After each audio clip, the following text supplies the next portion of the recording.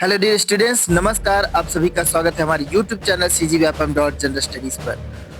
दौर था 1920 का और लॉर्ड बर्किनहेड ने कहा कि आप संविधान की मांग तो करते हैं पर संविधान बना नहीं सकते। इंडियन में कोई भी दम नहीं है कि वो अपना कॉन्स्टिट्यूशन बना सके। लेकिन मोतीलाल नेहरू ने इस चैलेंज को एक्सेप्ट किया, कांग्रेस ने इस चैलेंज को एक्सेप्ट किया और बना के दिया एक संविधान जो कि ब्रिटिश के मुंह पर भारतीय तमाचा था। चलिए वीडियो को स्टार्ट करते हैं। बात करते हैं इसके इतिहास पर। देखिए, कांग्रेस बनाम अंग्रेज कब शुरू हुआ? 1919 साल में ब्रिटिश सरकार ने भारत को सुधार देने के नाम पर मॉन्टेग्यू चेम्सफोर्ड सुधार लागू किए, जिसके अंतर्गत भारत में डायरकी या द्वैध प्रणाली लाई गई। लेकिन यह आधा अधूरा सुधार था। इससे जनता में असंतोष और बढ़ गया। मतलब एक तरफ आप रियासती और कमिश्नरी तरीके से लूट रहे हो और दूसरा आप केंद्रीय तरीके से लूट रहे हो।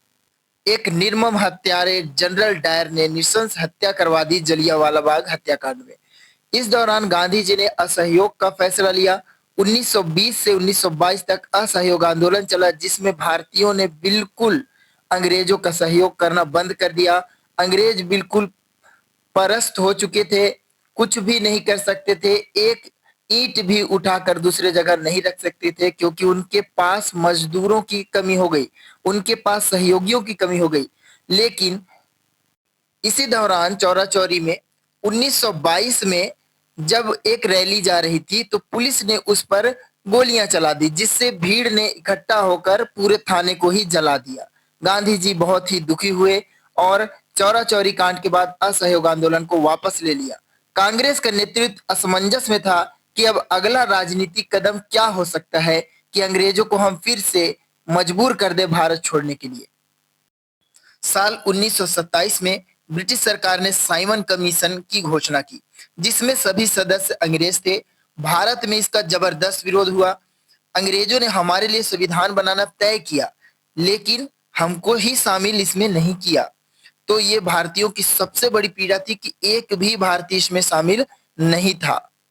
गांधी जी ने, नेहरू ने इसे एक थोपा हुआ कानून कहा और बिल्कुल इसका विरोध किया गया। देश भर में इस अश्वेत कमीशन का विरोध होने लगा। लाला लाजपत राय लाहौर में प्रदर्शन के दौरान पुलिस के लाठीचार्ज में घायल हो गए और उन्होंने कहा कि मेरे ऊपर पड़ने वाली हर एक लाठी का प्रहार अंग्रेजों की ताबूत में कील के समान होगा। बिल्कुल नारे की गूंज हुई। साइमन गो बैक और लाला लाजपत राय जी की मृत्यु हो गई, जिससे भगत सिंह भी बहुत गुस्से में हुए और उन्होंने जाकर अंग्रेजों के खिलाफ मोर्चा खोल लिया। इसी भारी विरोध के दौरान लॉर्ड बर्किनहेड ने, जो कि ब्रिटिश सेक्रेटरी ऑफ स्टेट थे, एक टिप्पणी किया कि भारतीय खुद अपना कोई सर्वसम्मत संविधान नहीं बना सकते। बिल्कुल ये एक चैलेंज था और इस चैलेंज को बखूबी तरीके से एक्सेप्ट किया गया। कांग्रेस का जवाब था, हम अपना संविधान खुद बनाएंगे। Challenge accepted. 9 अगस्त 1928 को कांग्रेस ने एक समिति बनाई। इसका उद्देश्य था एक ऐसा संविधान ड्राफ्ट तैयार करना जिसे सभी भारतीय समुदाय स्वीकार कर सके। अध्यक्ष चुने गए पंडित मोतीलाल नेहरू। अब इसके सदस्यों के बारे में थोड़ा सा जानते हैं। देखिए, टोटल 10 सदस्य थे। पंडित मोतीलाल नेहरू अध्यक्ष थे। पंडित जवाहरलाल नेहरू सचिव थे। अली इमाम सदस्य थे, जो कि बिहार के मुस्लिम नेता थे। तेज बहादुर सप्रू प्रख्यात वकील थे। MS अडे महाराष्ट्र के नेता थे। सुभाष चंद्र बोस युवा नेता थे। घनश्याम दास बिरला आर्थिक विशेषज्ञ थे। सर मीरा हैदर मुस्लिम प्रतिनिधि थे। श्रीनिवास शास्त्री मद्रास से प्रतिनिधि थे और KF नरीमन पारसी नेता थे। इस तरह से सभी धर्म, सभी वर्ग के लोगों को लेकर एक ऐसा समिति बनाया गया जिसने ये ड्राफ्ट बनाया। इन प्रखर विधिवेता और विद्वानों ने मिलकर नेहरू रिपोर्ट बनाया और 28 अगस्त 1928 को अखिल भारतीय कांग्रेस समिति की दिल्ली की बैठक में इसे पेश किया।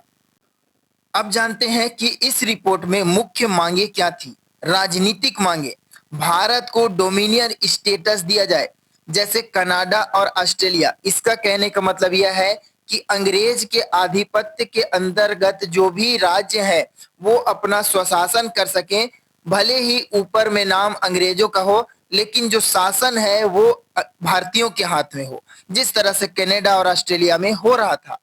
दूसरा, संसदीय प्रणाली लागू हो। यहाँ पास इस ध्यान रखिएगा इस पॉइंट को, संसदीय प्रणाली की मांग की गई थी नेहरू रिपोर्ट में। तीसरा है, दो सदन वाली विधायिका हो। बाई ब्रिटिश संसद की भांति ही बाई कैमरल लेजिस्लेचर की मांग की गई थी नेहरू रिपोर्ट में।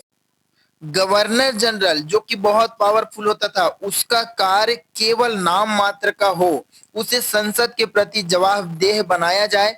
कुल मिलाकर हम एक राष्ट्रपति की संकल्पना कर रहे थे नेहरू रिपोर्ट में। नागरिक अधिकारों के लिए भी नेहरू रिपोर्ट में बहुत सारे सामाजिक सिद्धांत दिए गए।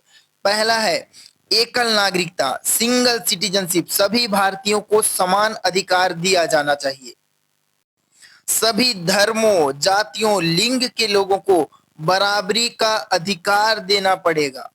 स्त्रियों को पुरुषों के समान अधिकार की मांग करता था नेहरू रिपोर्ट। स्वतंत्र न्यायपालिका, न्यायपालिका कार्यपालिका से स्वतंत्र हो, ये बहुत बड़ी एक मांग थी नेहरू रिपोर्ट में। मौलिक अधिकार जैसे कि अभिव्यक्ति की स्वतंत्रता, प्रेस की स्वतंत्रता, संघ बनाने की स्वतंत्रता, धर्म और पूजा की स्वतंत्रता, शिक्षा का अधिकार, ये सभी चीज नेहरू रिपोर्ट में शामिल थे। धर्म और अल्पसंख्यक को भी नेहरू रिपोर्ट में बिल्कुल अधिकार दिया गया। राज्य धर्म निरपेक्ष होगा।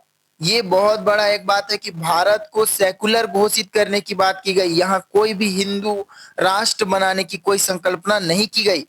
11, अल्पसंख्यकों को अपनी संस्कृति, भाषा, धर्म और शिक्षा संस्थानों को संरक्षित रखने का अधिकार होगा, जो कि बाद में संविधान के आर्टिकल 29 में शामिल किया गया। याद रखिएगा, पृथक निर्वाचिका, सेपरेट इलेक्टोरेट नहीं होगी। मतलब मुस्लिमों के लिए अलग निर्वाचन, हिंदू के लिए अलग निर्वाचन।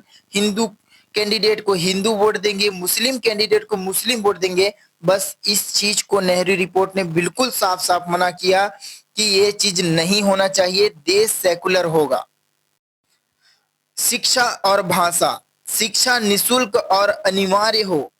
भारत की भाषा हिंदी को राष्ट्रीय भाषा बनाने का प्रस्ताव था नेहरू रिपोर्ट में, लेकिन अंग्रेजी का भी प्रयोग चलता रहेगा, जो कि आज भी सर्वसम्मत है।